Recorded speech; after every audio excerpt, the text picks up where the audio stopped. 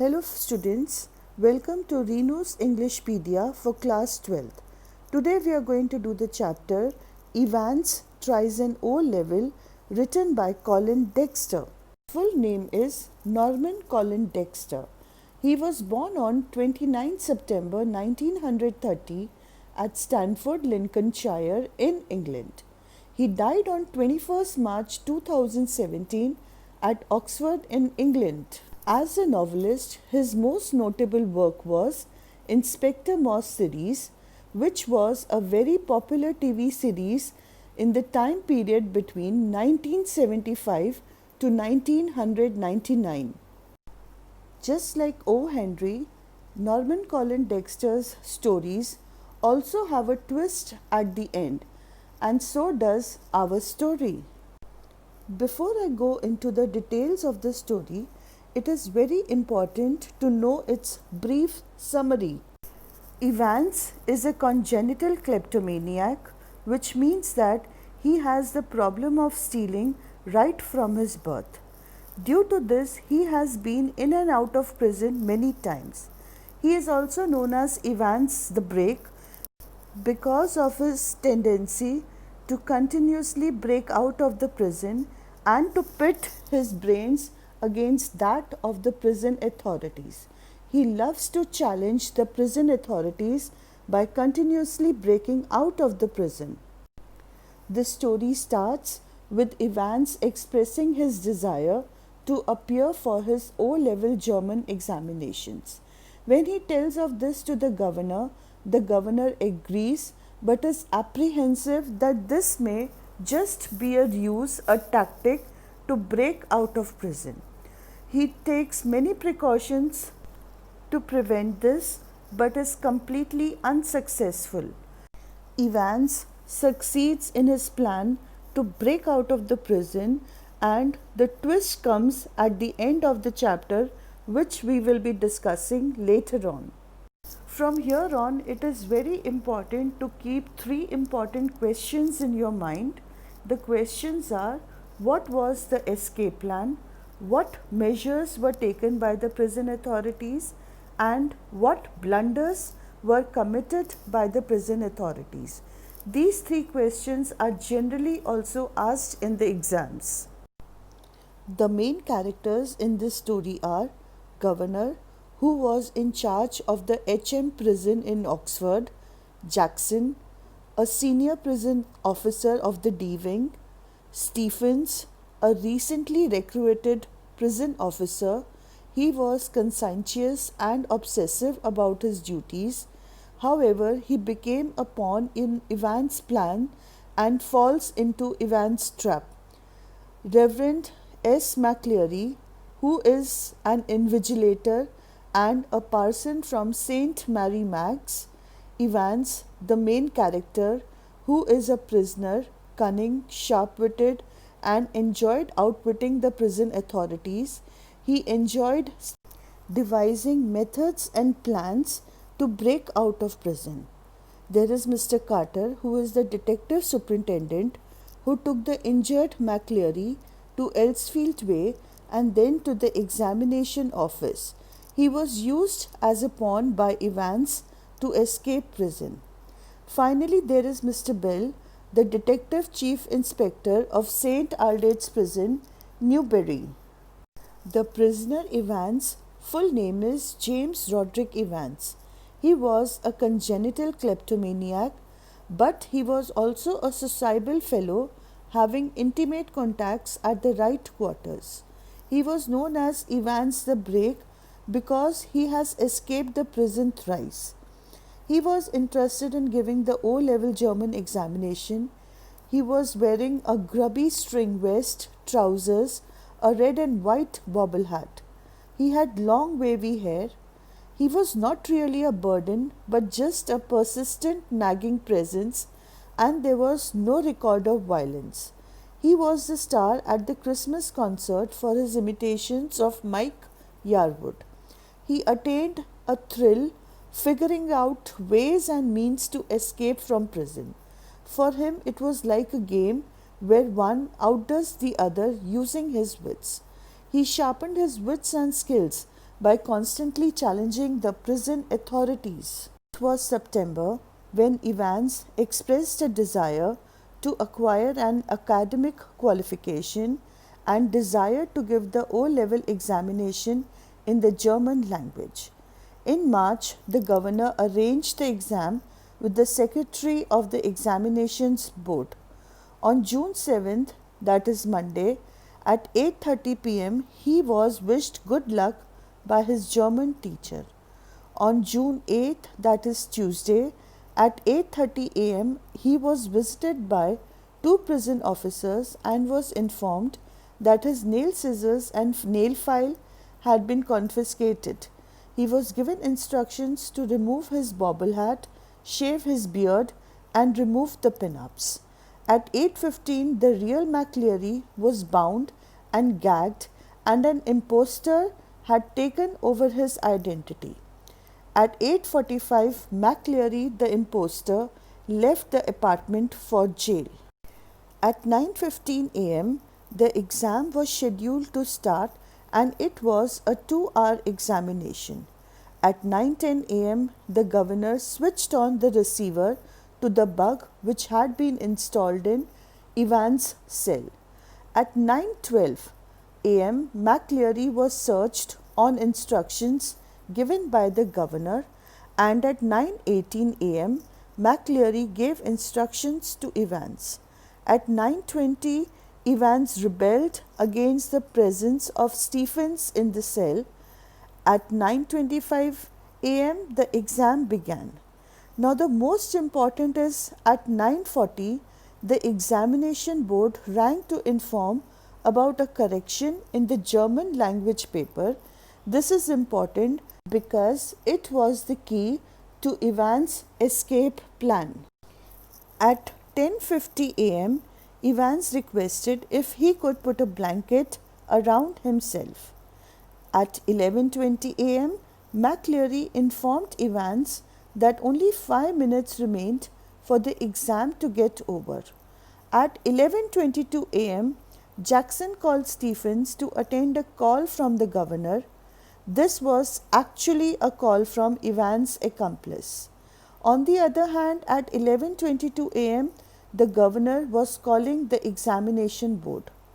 At 11:25 a.m., the exam was over, and as per the governor's instructions, Stephen escorted McCleary from the cell.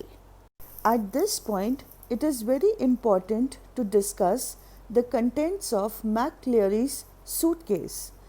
In his suitcase, there was a sealed question paper envelope, a yellow invigilation form, a special authentication card from the examinations board, the church times, a Bible, that is the Holy Writ, a paper knife, and the most important, a semi-inflated rubber ring.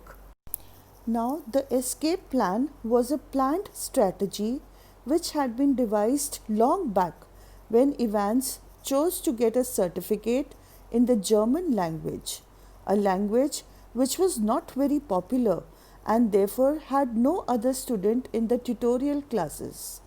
The German tutor, on the other hand, was also an accomplice of Evans and was actually not from the technical college. McCleary, the impostor who had securely bound and gagged the real McCleary in his study in Broad Street, was also an accomplice of Evans. The impostor McCleary was wearing 2 black fronts and 2 collars, which were very important for the escape plan.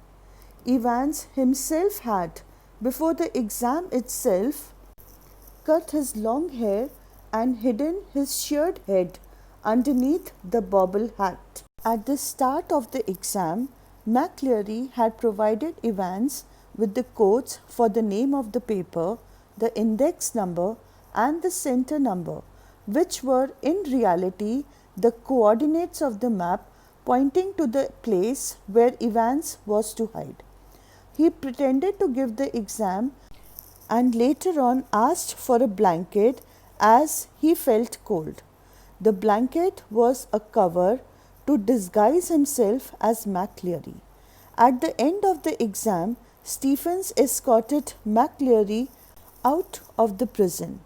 Evans, disguised as McCleary, is inside the exam cell where he pretends to be attacked and hurt. The inspectors believe that the McCleary whom they escorted out was actually Evans in disguise. Thinking that this wounded reverend is the actual McCleary who knew where Evans had escaped, that is to Elsfield Way, they sent him with Detective Superintendent Carter to intercept Evans. The governor also sent Stephens and Jackson to St. Aldate's police station to collaborate with Chief Inspector Bells, as they believed that Evans was on his way to Newbury via Elsfield Way. However, Evans, posing as the wounded reverend, escapes and, using the coordinates of the map and the hint given through the correction slip, goes to the Golden Lion Hotel. The governor was no fool. He was determined to thwart Evans' plans to escape. He took many precautions to ensure that Evans did not escape. He had instructed Jackson to thoroughly search Evans' cell before the start of the exam and to take away any object which could be used by him to escape. Accordingly, Jackson had confiscated the nail scissors, the nail file, and even the razor. Jackson was also instructed to search McCleary for any object that could be used by Evans to escape, and Jackson had taken away his paper knife. He had ensured that Evans was behind two heavily locked doors and a yard with a wall as high as a haystack. He had also bugged Evans' cell. Stephens was instructed to look into the cell after every minute or two. He tried his level best to verify the authenticity of the calls received by him, and he was also the first to realize the real escape plan and was finally able to catch Evans. He deciphered Evans' actual location. During the examination, there is a correction in the spelling of Golden Lion, which is actually the name of the hotel where Evans was supposed to be hiding. The index number column is to be filled as 313 and the center number as 271. According to the Ordnance Survey map of Oxfordshire, 313/271 will take you to Chipping Norton. However, he underestimated Evans and Evans was again able to escape. The two calls received by the governor after the start of the examination had a very important role to play in the escape plan. The first call was from the examination board to pass on the correction in the question paper. The real aim of this phone call was to convey the name of the hotel to Evans and, most importantly, to know the exact time when the exam would get over, so that Stephens could be drawn away for 2 minutes by using the excuse of the call from the governor for Stephens. These 2 minutes were to be utilized by Evans to finally apply the blood. The second call was from the magistrate's court, who needed a prison van and a couple of prison officers for a remand case. In reality, this phone call was a call for the van and the officers who were to be used to help Evans escape from the hotel. The question paper had actually been a decoy to throw the prison authorities off the track. The last page of the question paper had a superimposed photocopied sheet. The sheet held instructions of not overdoing the Scots accent and other instructions as well. There was a reference to Elsfield Way, where the examination board was situated, and this reference to Elsfield Way and the reference to the Scots accent reinforced the governor's belief that it was actually Evans who had escaped.